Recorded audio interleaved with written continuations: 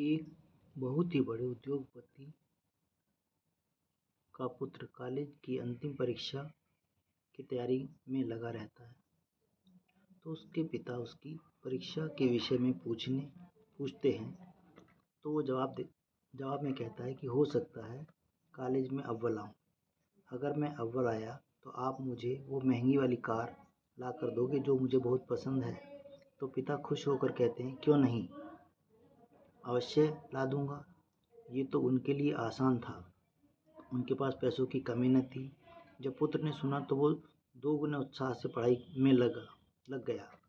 रोज college आते जाते वो शोरूम में रखी कार को निहारता और मन ही मन कल्पना करता कि वह अपनी मनपसंद कार चला रहा है।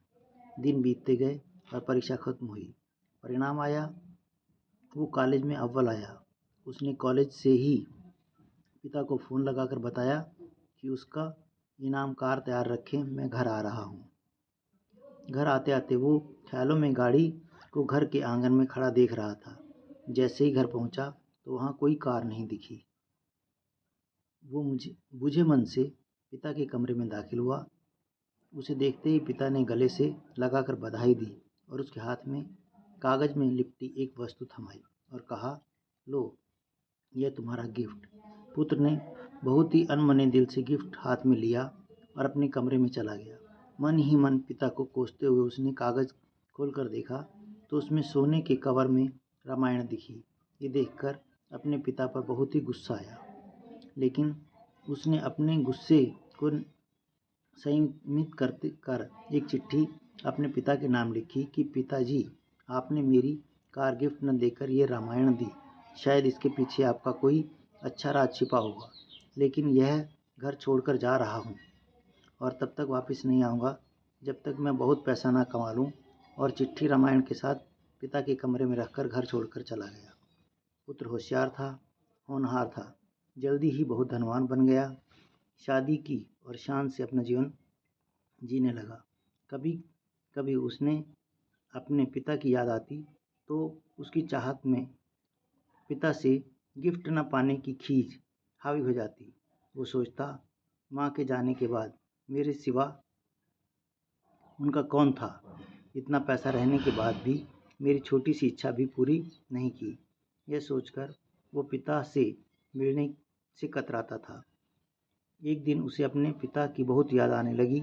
उसने सोचा, क्या छोटी सी बात को लेकर अपने पिता से नाराज़ हुआ अच्छा नहीं हुआ। ये सोचकर उसने पिता को फ़ोन लगाया।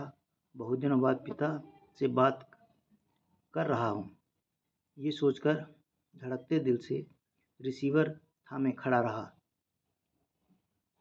तभी सामने से पिताजी के नौकर ने फ़ोन उठाया और उसने बताया कि मालिक तो 10 दिन पहले ही स्वर्ग सिधार गए और अंत तक तुम्हें याद करते रहे और रोते हुए चले गए। जाते जाते यह कह गई कि मेरे बेटे का फ़ोन आया तो उससे कहना कि आकर अपना व्यवसाय संभाल ले। तुम्हारा कोई पता नहीं होने से तुम्हें सूचना नहीं दे पाए।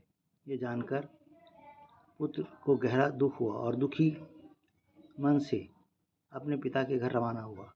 घर पहुंचकर पिता के कमरे में जाकर उनकी तस्वीर के सामने रोते हुए रूंधे गले से उसने पिता को दिया हुआ गिफ्ट रामायण को उठाकर माथे पर लगाया और उसे खोल कर देखा। उसके पहले पन्ने पर पिता द्वारा लिखे गए वाक्य को पढ़ा, जिसमें लिखा था, मेरे प्यारे पुत्र, तुम दिन दूनी रात चौगुनी तरक्की करो और साथ ही मैं तुम्हें कुछ अच्छे संस्कार दे पाऊँ, ये सोचकर ये रामायण दे रहा हूँ। पढ़ते वक्त उस रामायण से एक लिफाफा सरक कर नीचे गिरा, जो उसी गाड़ी की चाबी और नगद भुगतान वाला बिल रखा हुआ था। ये देखकर उस पुत्र को बहुत दुख हुआ और धड़ाम से जमीन पर गिरकर रोने लगा। हम हमारा मनचाहा उपहार हमारी पैकिंग में न पाकर उसे अनजाने में खो देते हैं। ईश्वर भी हमें अपार गिफ्ट देते हैं, लेकिन हम अज्ञानी अपने मनपसंद पैकिंग में न देखकर गिफ्ट पाकर भी उसे खो देते हैं। हमें अपने माता पिता के प्रेम से दिए गए ऐसे अनगिनत उपहारों का प्रेम से सम्मान करना चाहिए और उनका धन्यवाद करना चाहिए।